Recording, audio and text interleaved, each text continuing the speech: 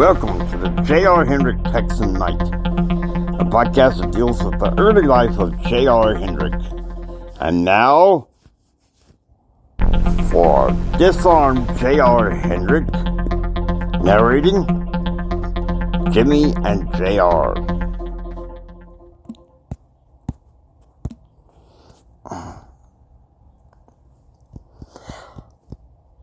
October 28th, 1994, 1:45 a.m. Elizabeth wakes up with some pretty bad nausea. So, she reaches for her prescription medication and, more importantly, her tonic. She then puts on some headphones where she begins playing Ernest Tubb and Tennessee Ernie Ford. 1 a.m. Mountain Daylight Time. In Utah, Jim is flipping through the TV channels, finding nothing. Nothing but fluff and infomercials on the news channels. He engrosses himself in some nighttime TV. 2:20 a.m. MDT. With nothing much on TV, Jim takes out one of his VCR tapes and starts watching a movie for a little while. 4:05 a.m. Central. In my dorm room, the alarm went off, and I got up and got dressed. Dave Smith was also up. Charlie and Kevin were still passed out. They would not wake up until around 5 to go to football and swimming practices. 4:10 a.m. Central. As her mother sits down inside the living room, smoking a cigarette, Betsy rushes outside to talk to Kyle as he loads up Madison, George, and Andrew for their quick departure to sell goats in Dallas, and then tomorrow to drive to Austin to pick up some Angus cattle. They would not be back at the ranch until Monday evening.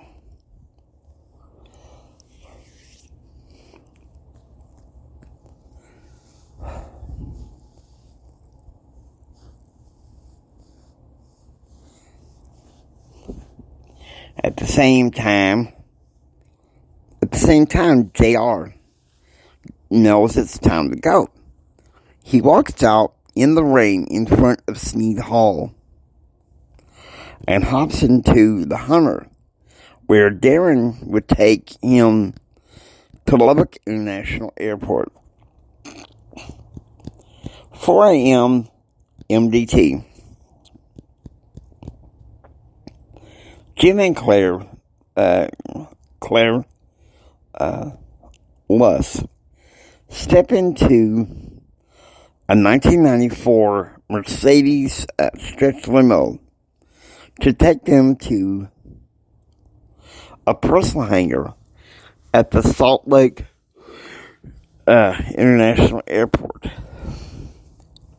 They would stop by at Claire's hangar so she can board her jet to Dallas.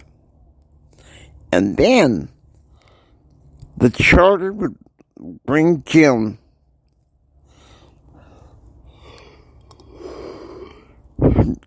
jet to the hangar for them to board. Also in the limo was David Rosenberg and his wife, Avery Covington, Grace Arthur, and Paul Campermeyer. 4:40 a.m. MDT. In Salt Lake, Claire boards her jet to go to Dallas. And the jet leaves towards the runway as Jim and his team go into another room. Around that same time, 2 hours later, boarding the jet with the debate team, I was happy to learn that Mama was going to be in Dallas for the debate before she would slip off to be with Kyle for the rest of the evening. 12 p.m. Pacific. The meeting in Denver was short, terse, but cordial. But Jim was glad to be in Sacramento, waiting to meet with Governor Pete Wilson of California. 2 p.m. Central. JR is crushed to learn that he lost the debate. So he rushes to his mother's side to watch the rest of the debate. Brent Clark was not a part of the debate today because he wanted to go compete in swimming for the against the University of Texas at Austin. 1:10 a.m. Pacific. Jim is meeting with California Governor Pete Wilson to discuss federal state programs for small business. 4:30 p.m. Eastern. In the Southeast Lounge of the mansion, Christine is talking to Forever. She is happy that her father considers pulling her out of school for some of the better part of the week in order to take her to Detroit and Cleveland. She would then fly on Friday morning from Cleveland back to Washington, D.C.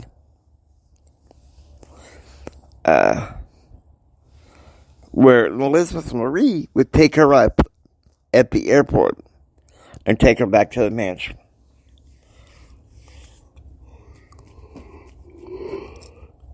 Okay.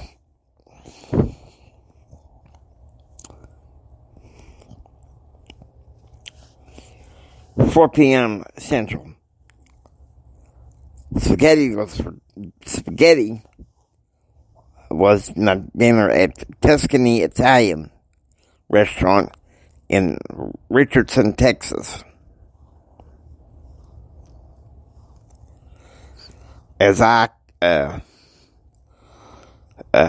commiserate with Dave Smith for losing the debate. It don't make any sense, Dave said. You did a great argument for Bill Hume. The judge favored Pam Overstreet over him. That's a sad part. JR Bill is ahead in the polls, 80% to her 16%. I can't wait until our flight leaves at 7:30 because this is pathetic, Carol said, drinking some lemon lime soda.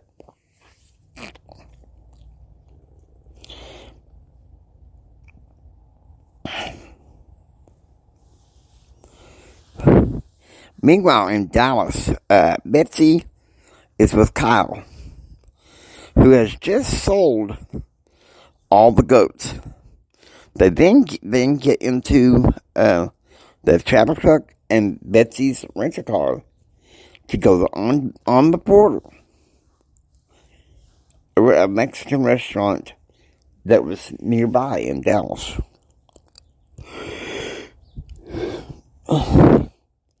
2:15 p.m. Pacific. Jim walks into the mansion in Richmond, California, to find Marlena Diedrich sitting there watching the society page. Marlena had joined him flying from Denver to Sacramento. I bought this house when I needed to get away from John. How's your marriage? Marlena asked. It comes and goes. More going now, Jim said. Let me guess. She went home to Mama? While you're out touring the country? Alone? With your little cousin, Bobby? And your dream team? A servant walks by and asks if I need anything. Give me a drink. Jack Daniels on the rocks, Jim said.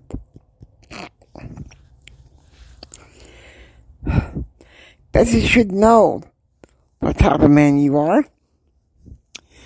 That if she don't pay attention to you after a long time, you're going to stray, Marlena said.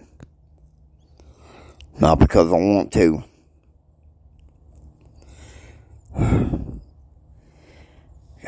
Cowardice. Great-grandfather. Cowardice father. I guess I'm doing what I'm doing. Maybe it means I'm showing courage.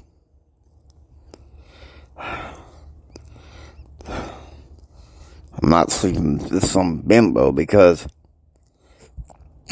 I want to. It's because sometimes it gets too cold at home. That's what happened between me and Betsy when I moved to Washington 4 years ago. 4 p.m. Pacific. Jim and Marlena are having dinner on the patio of the mansion along with Jim's dream team. 4:30 p.m. Jim and Marlena are frolicking in the mansion swimming pool, almost like a couple of kids. 7 p.m. Central.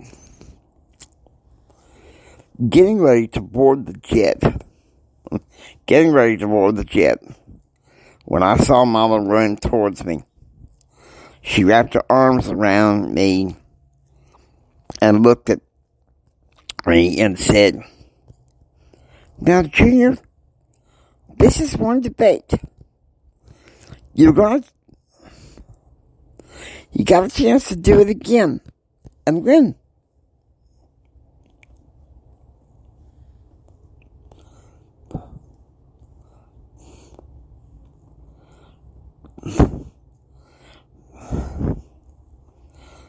Definitely loaded and deflated.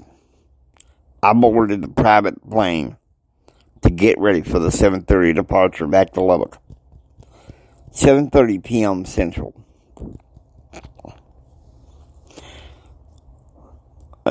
Seeing Mama's plane depart 10 minutes ago, earlier.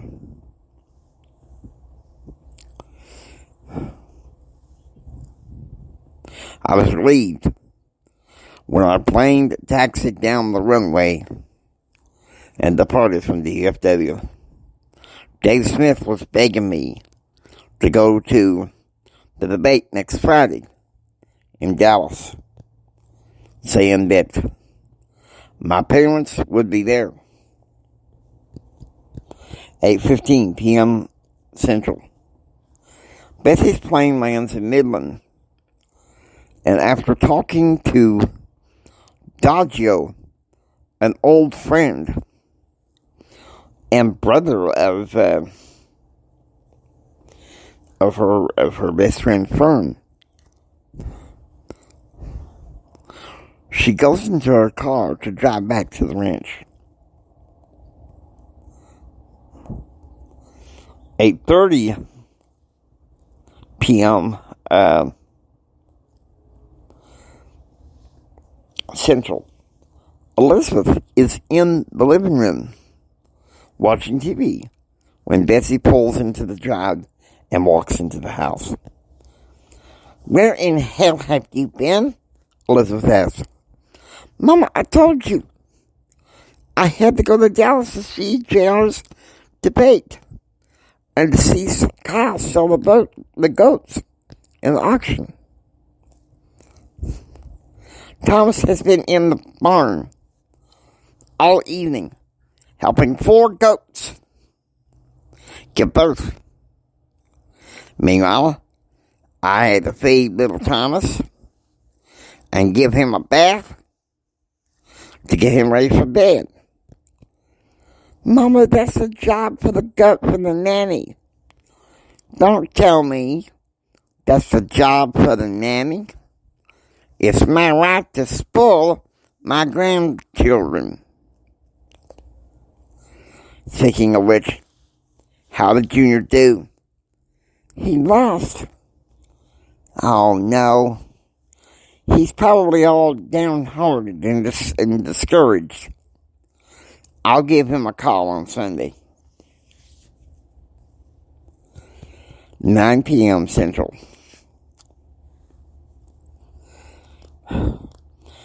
Our plane landed, and Darren met me at the plane, and I was happy to climb on board and go back to my dorm in Gordon Hall. Dave Smith was also there with me in the car. 7:15 p.m. Pacific.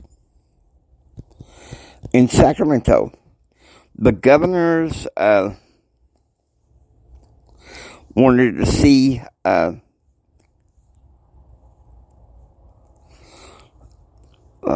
party to Jim's plane with news reporters all over the place. Jim and his dream team climbed aboard the plane to get ready to have a good night's sleep. 2:30 a.m. Pacific. The Hendrick party takes off from Sacramento, bound back to Washington, D.C.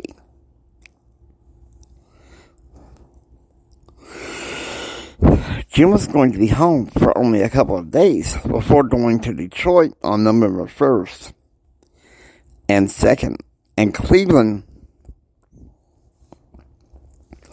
on November 3rd. On Friday, November 4th, he was heading he would be taking Christine to a commercial terminal of the airport.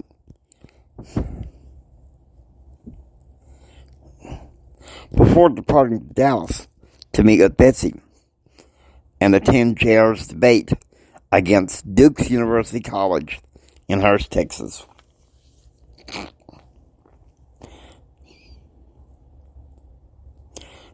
No, against Duke's University in Hurst, Texas. 7:10 a.m. Eastern. In the Mansion Home Chapel, Amy Kathleen is praying and reading her Bible. Joining her is Elizabeth Marie and Forever. Last night, Forever had a wonderful date with Sarge. She told Amy Kathleen that the time may come that Sarge would ask her to marry him. 7:10 a.m. Central. Kyle wakes up in his hotel room in Dallas. George was up early, but he snaps his fingers and orders him back to bed. He begins smoking taking out some cigarettes and begins smoking one.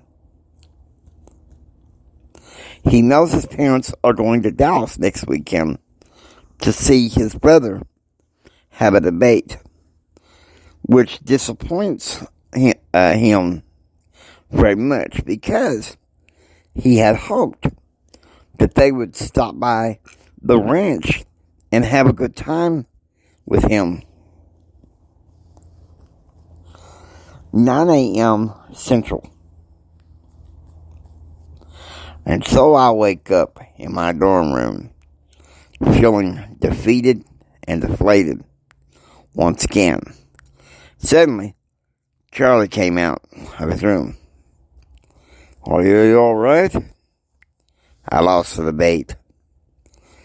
"Call me after lunch and we'll get together.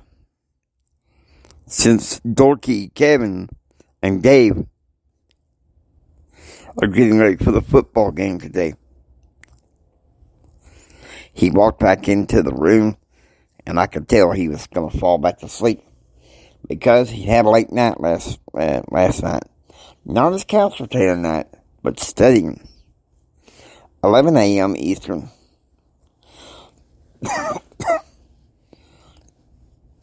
Jim's plane arrives at Reagan International Airport.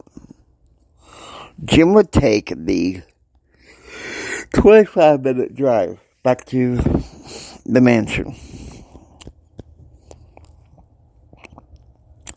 11:40 a.m. Jim calls in all the kids into his home office. I'm leaving for most of next week and part of the week after. I'm going to be going to Detroit and Cleveland. And without Miss Betsy, I need a companion. Now, Bobby,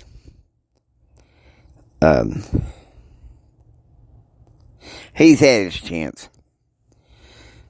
I could only think of one, and only one person that could be close to me for this time. I'm asking Christine to come with me. "Are you serious?" Christine asked. "You'll be doing your homework during my activities during the day."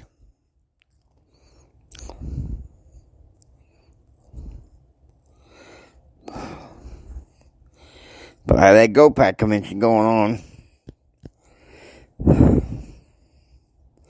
And I want you there with me. I guess that leaves just me, Amy, Kathleen, and Bobby, Forever said.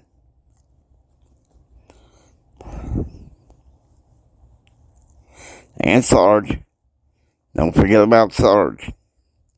Now, Amy, Kathleen, and Forever.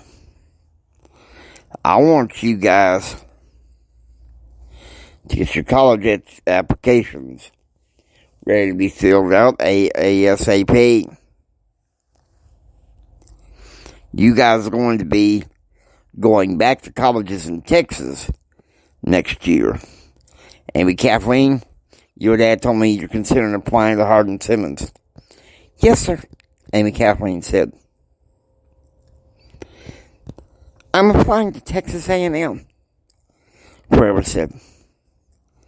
Well then now, Bobby, when you go back to Texas, I'm sure your father will pick you a fine school.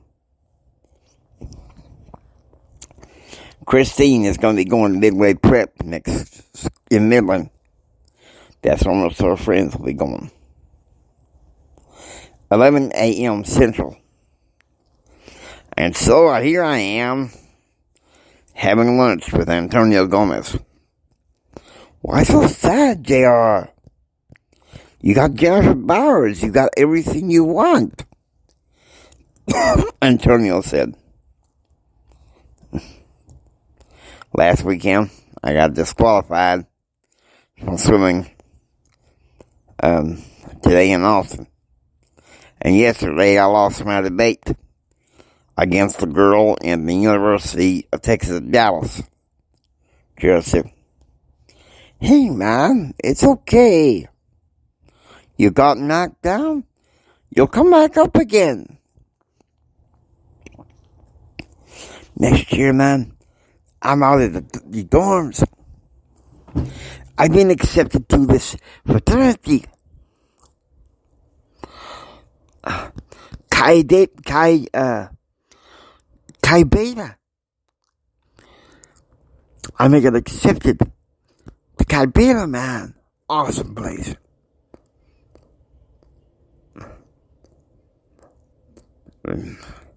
Bless you, man. I don't know if Greek life is for me. What? Because of what that government professor Friedrich McKay said? Man, he is an idiot. It's simply artless.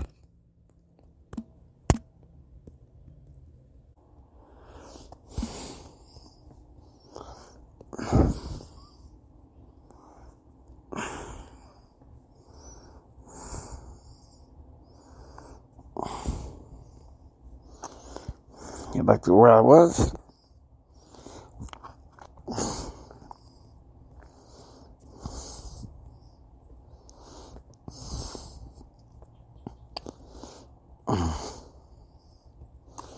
Sorry, guys. I'm gotta find my place again.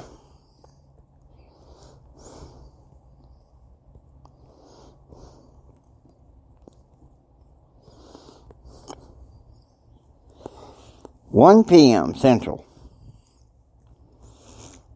It's 58 degrees with rain on the ground. And I'm asked to stand outside and wait for a man named Gordon O'Neill to show up. Cadillac limo 1976 pulls up in front of Gordon Hall, and I walk towards the window, and there is a man with a scruffy beard and bald hair. Tell Charlie he's lucky I'm doing this on Saturday. His grandfather is only paying me hourly. And I told him I didn't like working on Saturdays. So you guys are damn lucky. At the same time, Foreplay, Long Time by Boston is playing in his car. He hands a piece of paper. What's this all about? I asked. Ask Charlie, O'Neill says, as he pulls the car out of the Gordon Hall parking lot in the Texas Tech campus. 1:05 p.m. I walked into the dorm living room to find Charlie playing Shine by Collective Soul. Oh, man, I love that one. I said.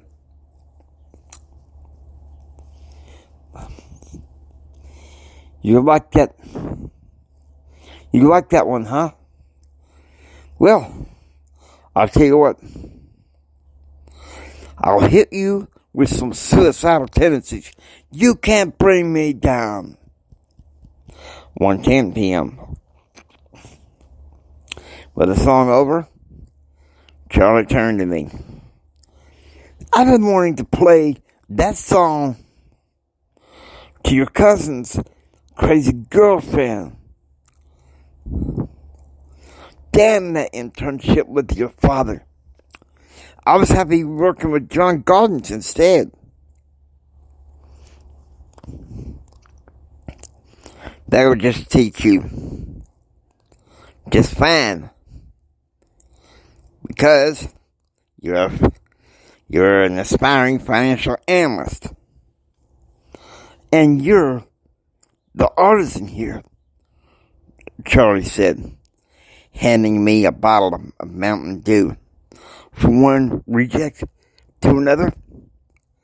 Let me play you some Offspring. No self-esteem. 1:20 p.m.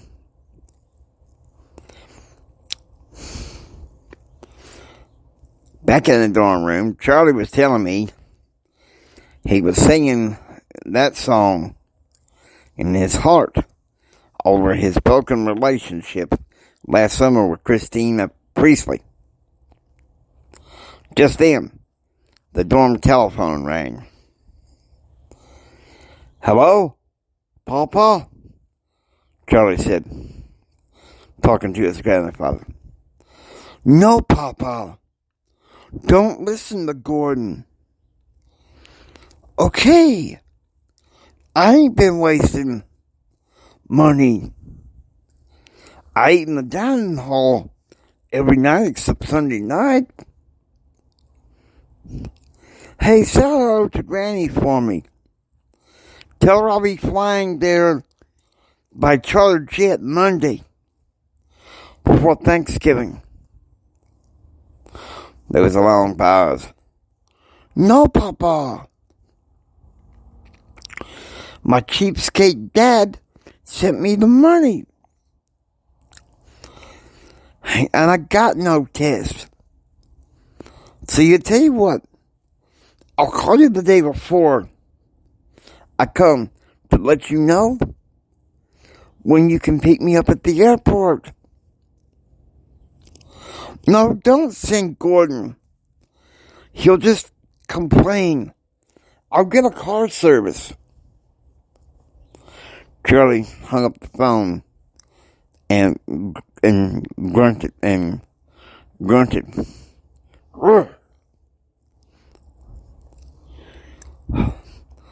Thanks, just because I got the trust fund this year, that's all of a sudden I'm wondering, Rachel. I worked hard. My junior year. But it's my senior year now. It's my right to party. As long as I pass my courses, at least with a C. That's not how I want to finish. I want to finish off strong. Why? So you can go to work with your daddy? With his oil company? Man, he's heartless and power hungry. You watch. 3 p.m. Central.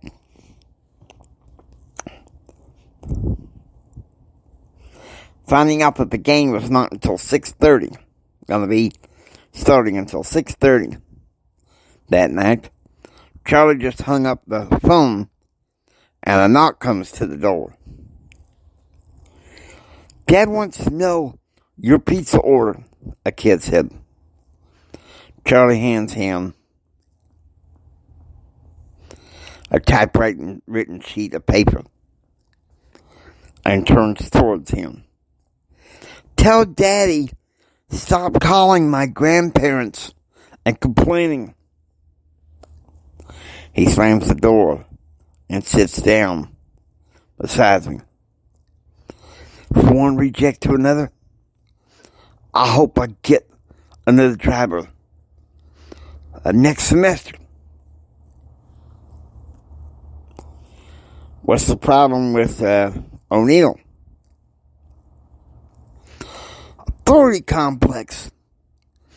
Not to mention a complete arsehole.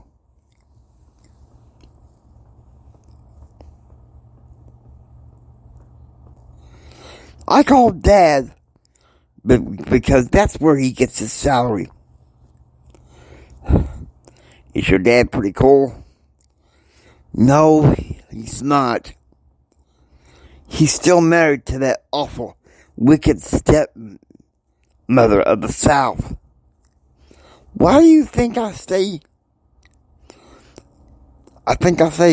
Thanksgiving and stay most of my time with my grandparents? Man.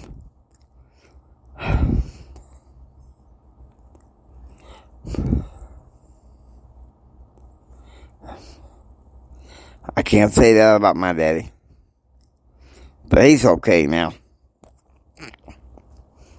You watch. After Election Day, he'll turn on you for hanging out with me. He's a heartless serpent. You mark my words.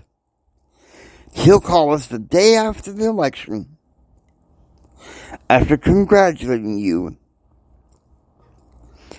to raise hell. Let me play some Smashing Pumpkins. 4 p.m. Charlie and I were talking about my Star Trek memorabilia I got from Brad. And suddenly, there was a knock on the door. Again, the kid was there.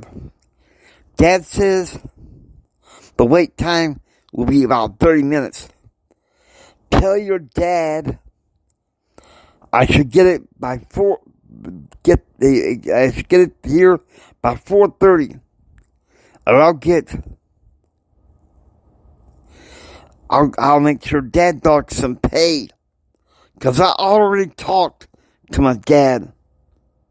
He slams the door. How about another round of Collective Soul? 4:11 p.m. And there we are. Just finishing with Collective Soul and another round of Smashing Pumpkins. When the darn phone rings.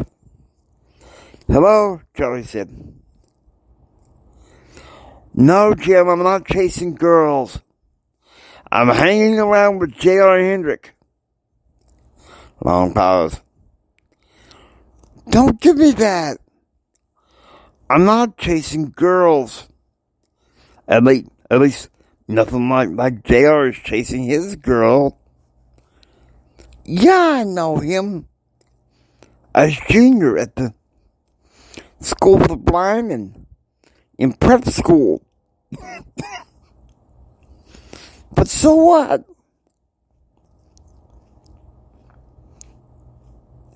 See, I wouldn't want to be here. He hung up the phone. Dipfish trying to tell me who to hang out with. Your brother? Yeah.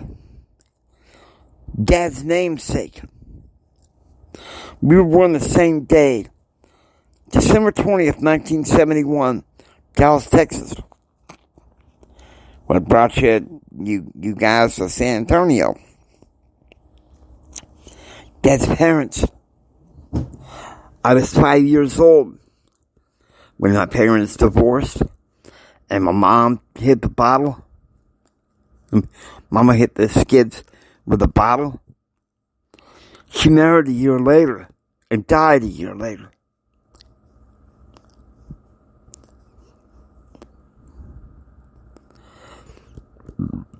Man. And that's when Dad married that evil witch of a stepmom I had.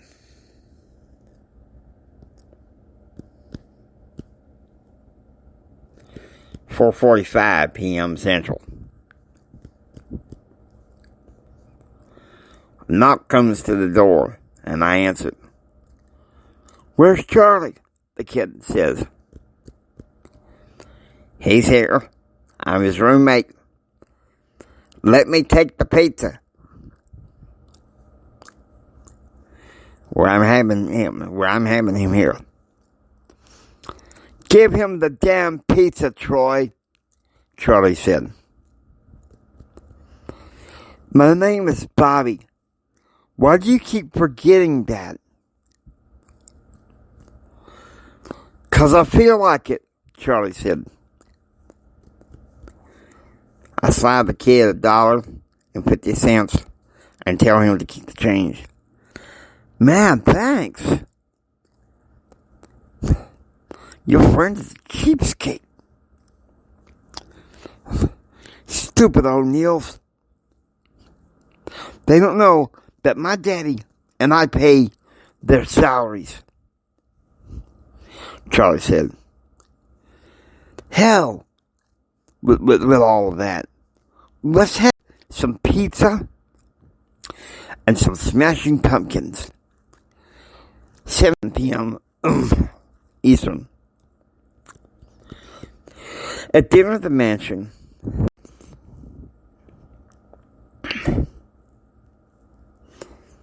he's angry at Claude for not accepting an invitation to join him in Dallas next week. He's also railing against Quentin at the dinner table, something which Christine decided to spar with him against. 7:20 p.m.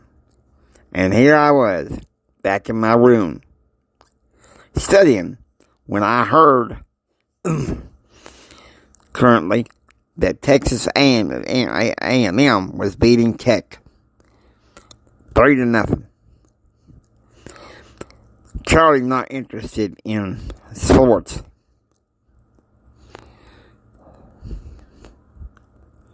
He was in the living room studying advanced macroeconomic theory was on his mind.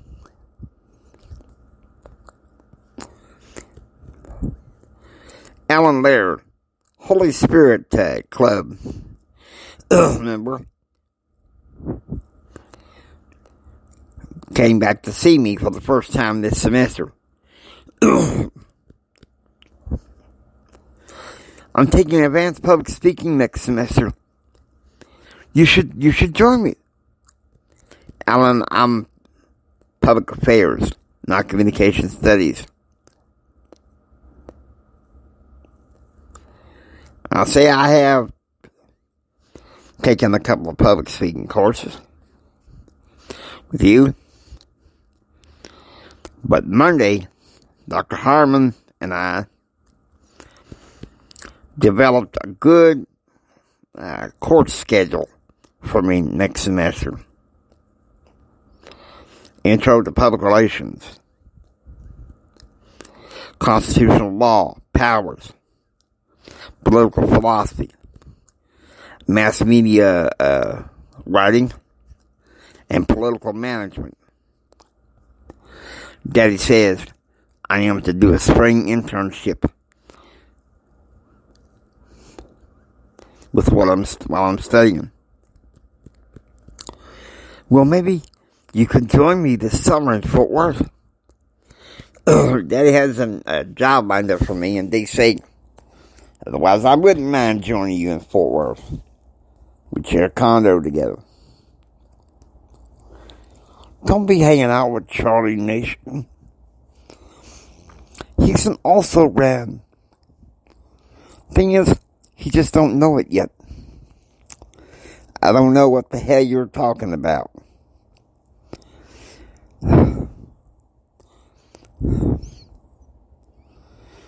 Ask you not to skip a Charlie.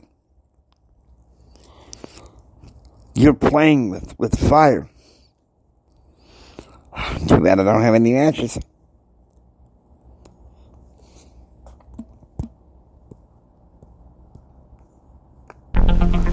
Hope you enjoy listening to the JR Hendrick Text Night. If you like what you hear, please subscribe. Become a part of the adventure. This is the James Hendrick Empowerment Network saying until next time, remember, take care, and remember the rest of the story. It's going to get more interesting from here.